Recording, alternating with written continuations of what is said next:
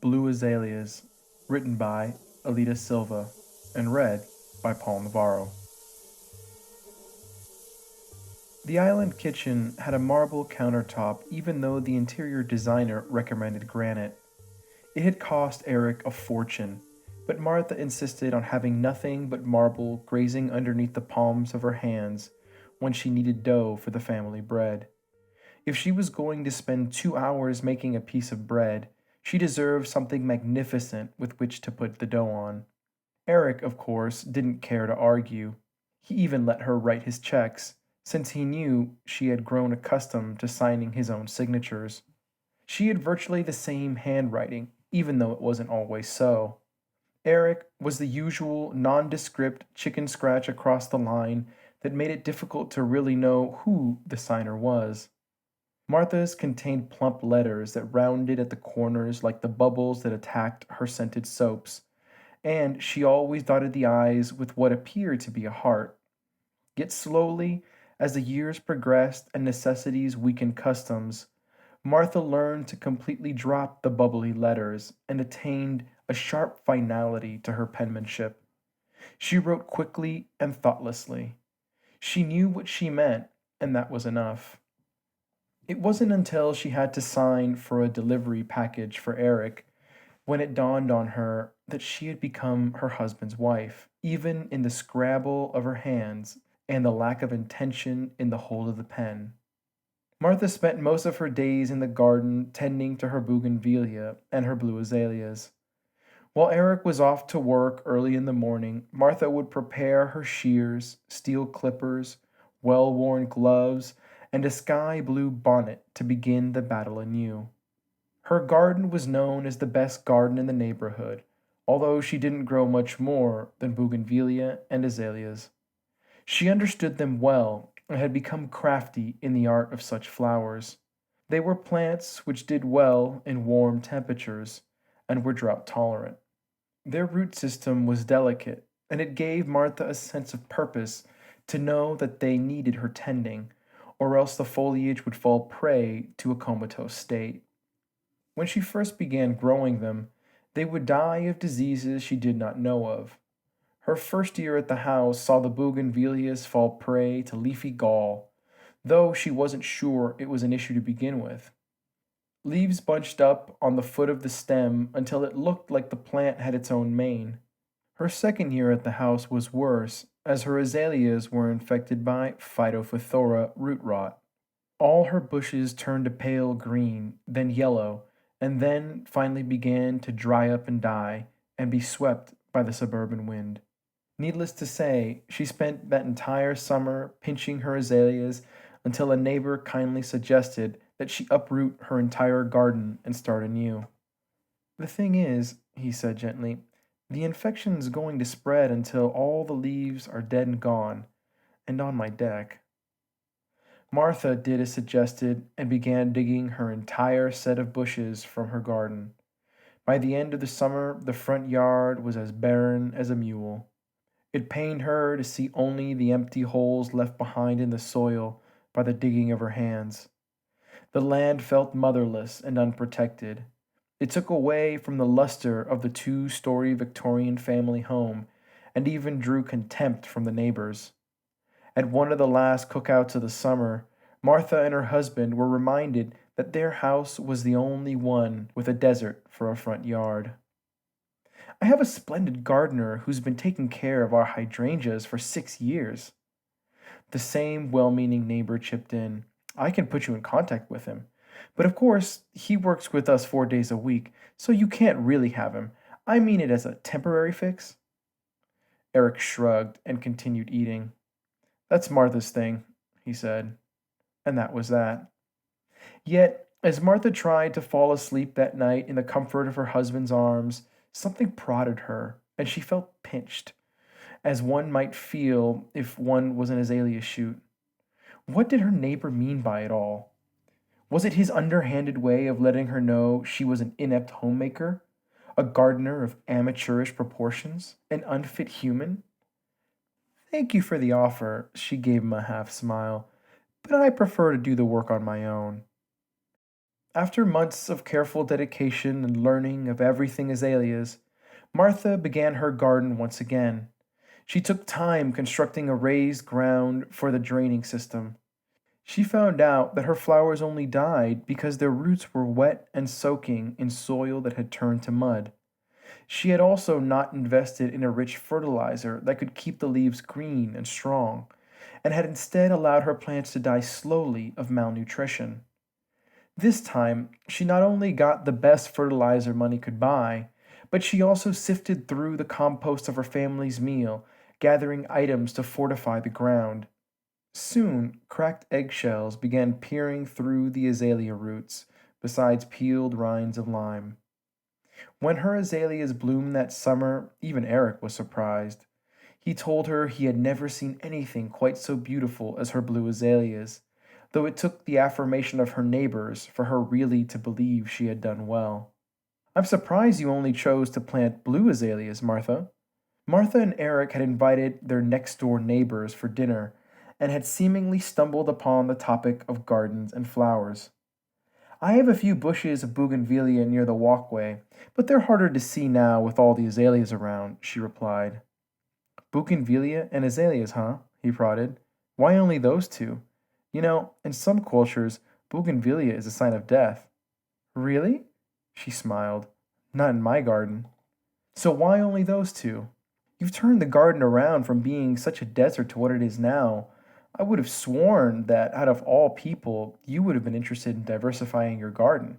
You have such potential. Thanks, Mark. Her lips tightened. I'm simply more interested in quality. Sure, 1,000 varietals might make my garden look like something straight out of Genesis, but we all know how that ended. Eric stifled a chortle. Your garden might fare better than that ancient story. I'm just happy they're not on your deck anymore. The way they were going, I wouldn't mind them being spread all over my deck.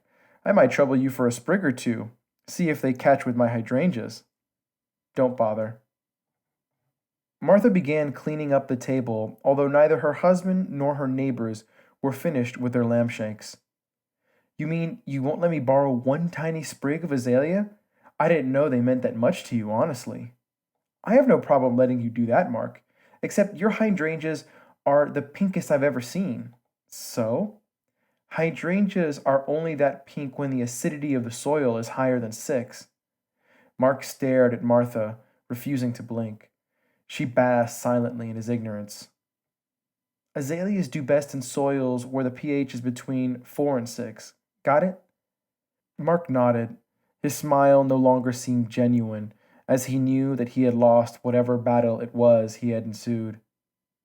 That night found Martha sleeping soundlessly beside her husband. One might even measure her contentment in the decibels produced by her sonorous snore. She knew that, for instance, she had won Mark's silly garden battle, though she could not answer her husband's persistent question of why care at all. She only knew that she did, and that her fragile suburban future depended on it. The blue azaleas had turned dictatorial the following summer. They completely took over the bougainvillea, so that Martha had to upend the already insignificant acreage of the blood red flowers to the backyard, where the children played tag and the dogs frolicked in the matted grass. Once her bougainvillea went out back, it was hard to remember them at all, and slowly the house was only known as the Victorian house with the azalea village up front. Like her vivacious dogs, Martha frolicked in the attention given to her azaleas. They had reached a notoriety never allotted to her before, not even when she gave up a prominent post in an architectural firm in Maryland for housewifery in the suburbs of nowhere. People stood on the concrete steps right outside her home to watch the way the azalea bushes, heavy with their blossoming flowers, sprawled themselves upward on the house walls and downwards toward the stuccoed walkway. Martha was careful to pinch and prune the stems so that they went exactly where she wanted them to go.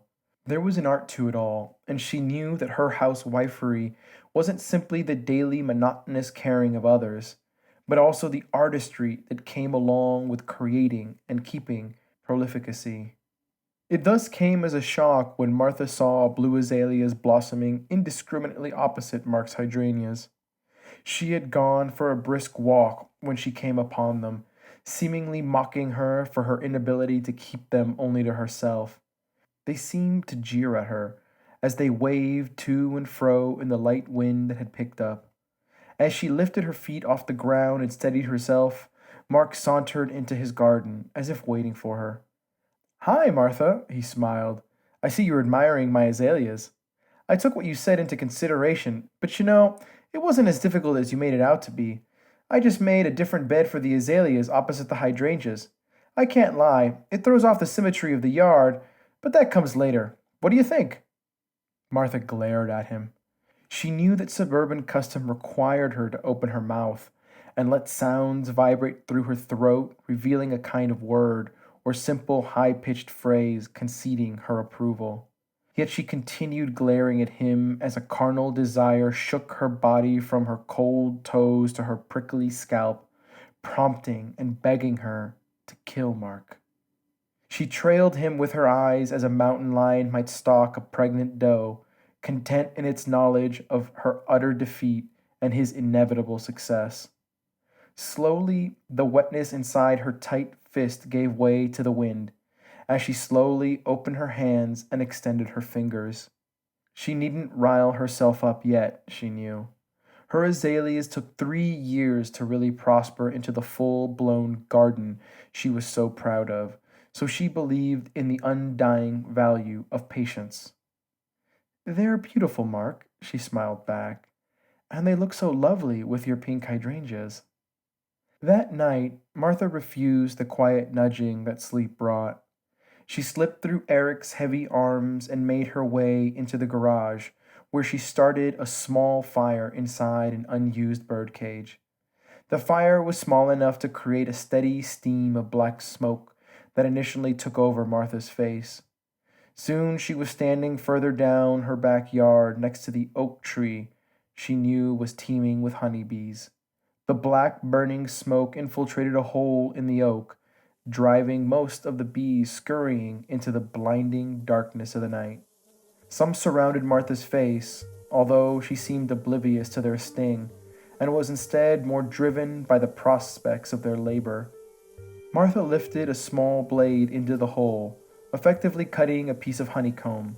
Before she could feel the sting on her hands and face, she was back into her kitchen, prepping a jar with honey. As she stood underneath the shower head, washing the smoke away from her hair, she felt a complete sense of calm wash over her.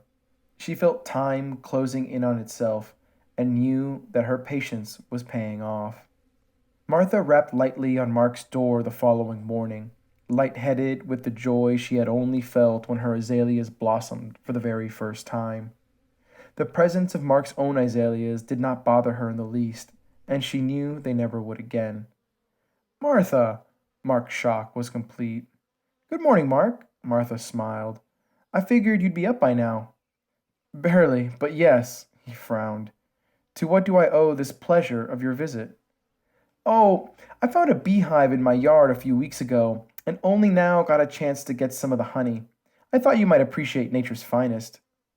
Martha handed him a transparent jar almost filled to the brim with golden honey. A blue ribbon was tied into a simple bow around the lid. "Why, thank you, Martha. Do you want to come in? I was just about to get my shears and start pruning some of the azaleas. They're getting a little bit out of control, and I must confess, I wasn't sure how hard giving them shape was going to be." "That's what I love about them," she grinned. "There's always something new to find out about them, always some sort of surprise. It keeps things exciting. But I have to go. Eric and the kids are waiting for breakfast." Martha walked back to her own blue azaleas and into the soft morning silence of her home. Her fingers were tinged with the quiet excitement she knew would only be quelled with the heavy metal feeling of shears cutting stem. "Where were you?" Eric asked. "I had to give Mark something he needed for his azaleas," she replied quickly and with efficacy. "I'm glad you guys have made up." Eric wrapped his arms around his wife's waist. "This azaleas war was starting to worry me." "You can't have a war with no enemies, Eric," she grinned. He kissed her nose lightly. "What happened to your face?" he asked as he kissed the raised red welts on her cheek and forehead. I got stung by a bee. I thought they didn't bother you in the garden. They don't. I was doing the bothering. I found a beehive in the oak out back, and I'm afraid they thought I was trying to take the fruit of their hard earned labor. Did they actually make honey? Eric licked his lips in jest. Yes, but we don't want that kind of honey. She walked toward the fridge and began removing the eggs and sausage. No?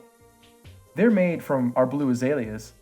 Eric lifted his brow in utter ignorance, and Martha was left once again with the triumphant feeling of knowing more than those who thought they knew it all. She owed that to the blue azaleas. Blue azaleas are poisonous, Eric, and so is everything that comes from them, including myself, she thought. But that she kept to herself, as was suburban custom. This has been Blue Azaleas, written by Alita Silva and read by Paul Navarro. For more stories, tune in to SheWritesIRead.com. Thanks for listening.